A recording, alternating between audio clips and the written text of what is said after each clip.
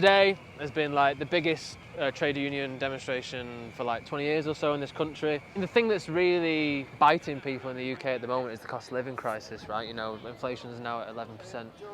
It's going crazy and bills are going to go up again in October. We're here today to say this is one crisis, and many of the solutions to that crisis, you can separate into two if you want. The cost of living crisis and the climate crisis are the same. We can't just say, just stop oil. We need to say, right, how are we going to move away from something that we've been so dependent on for so long? And it just turns out that the solutions also mean that people are far less likely to be in poverty. We teamed up with Jeremy Corbyn's Peace and Justice Project, which was a pleasant surprise to get that call from Peace and Justice. And that's one sign that the progressive labour movement is moving into civil resistance. The trade union movement is the biggest social movement in the country. 6 million members. They have to be part of this equation.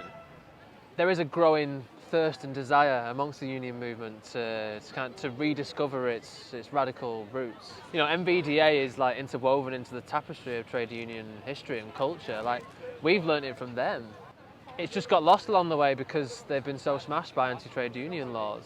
These laws are unjust, and just like Martin Luther King said, it's the duty of moral people to break immoral laws. We've heard from various union organisers that they've been doing NVDA training, and there's even been general secretaries of unions, I won't say which right now, publicly saying that civil disobedience is on the table, of the like that we've seen from the radical environmental movement over the last 4 years.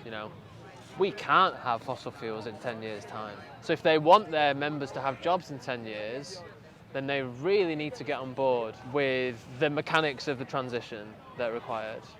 We have an opportunity to mobilise people around something that's tangible, their financial security. They shouldn't be having to choose between heating and eating. They shouldn't be facing pay freezes at the same time that their bosses report massive record profits. It's immoral. And the solutions to the cost of living crisis and the climate crisis, many of the solutions are the same. A mass insulation programme won't only significantly reduce our CO2 emissions, but significantly reduce people's bills.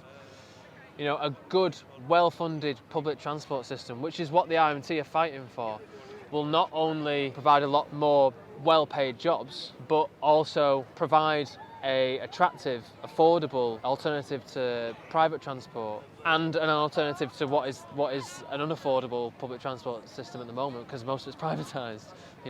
There are so many jobs to be had in a green economy, and it just takes retraining periods. Every skill is transferable, and these need to be properly funded, again by a proper taxation programme. £91 billion was lost in tax avoidance in the UK last year, and that's just what was recorded. So we may as well triple, quadruple that amount to get the real figure. But it's the duty of the trade unions to protect their members regarding their jobs in the long term, not just the short term. So we need to be having serious discussions about what is actually going on, what the science is telling us, the reality of societal collapse, and the steps that we need to take, and quickly, to get to a fairer and more sustainable future.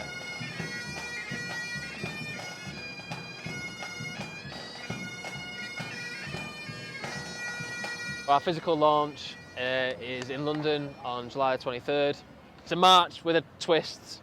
There's going to be a bit of low-level civil disobedience going on. Basically, it's a movement-building exercise.